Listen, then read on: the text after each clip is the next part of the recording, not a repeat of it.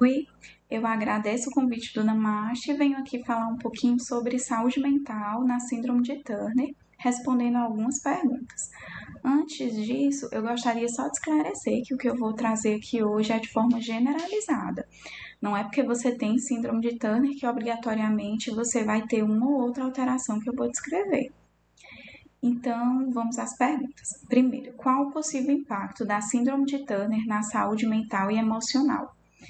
O impacto pode se dar de diversas formas, desde alterações no humor até na atenção, na socialização. Isso ocorre tanto pela forma como o cérebro é atingido pela síndrome, mas também pelas consequências no cotidiano dessas pacientes, por questões de autoestima. Então, as pacientes com síndrome de Turner podem ter mais chances de quadros de ansiedade, de depressão, de dificuldade de socialização, dificuldade de atenção.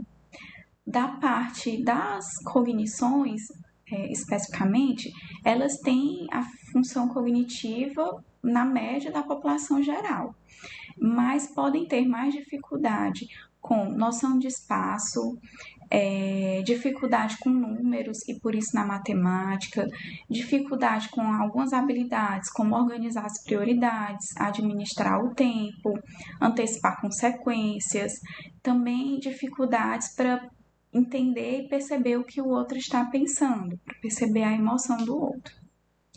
Então, indo para a resposta da segunda pergunta, que seria: quais os sinais que podem sugerir a necessidade de cuidado especializado? É quando esses sintomas começarem a interferir na vida da paciente ou forem mais intensos do que na maioria das pessoas da mesma idade, da mesma situação. Se a paciente tem sintomas ansiosos mais intensos, aí ela deve ser encaminhada para psicoterapia. Se essa menina tem uma dificuldade maior nas questões de aprendizado, de matemática, aí deve ser encaminhado para o psicopedagogo. Se tem dificuldade maior nas habilidades das coisas do dia a dia, de vida diária, encaminhar para o terapeuta ocupacional, certo? Então, é quando aqueles sintomas começarem a interferir.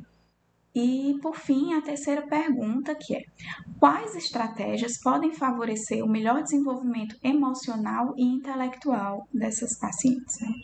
As recomendações iniciais são as mesmas para a população geral. Então, o cérebro da gente é um órgão como o outro qualquer. Quais são aquelas atividades no nosso dia a dia que pioram a saúde mental, né? Passar muito tempo em tela, então vamos reduzir essas atividades.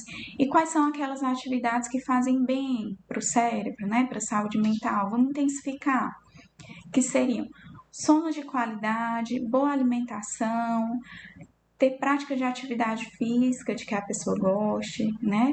Atividades de lazer, ter uma boa relação com as pessoas ao seu redor. Agora, de forma mais individualizada para os pacientes com síndrome de Turner, as recomendações seriam perceber se essa menina tem alguma daquelas dificuldades e tentar trabalhar isso.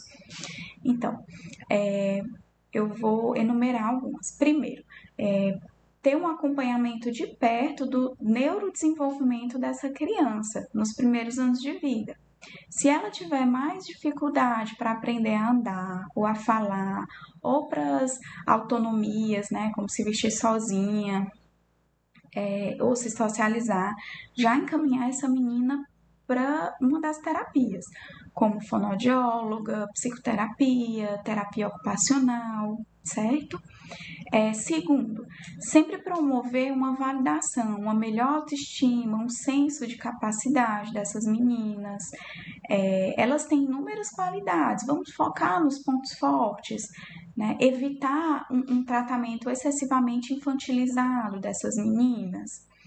É importante também promover uma boa socialização, estar mais atento a essa socialização.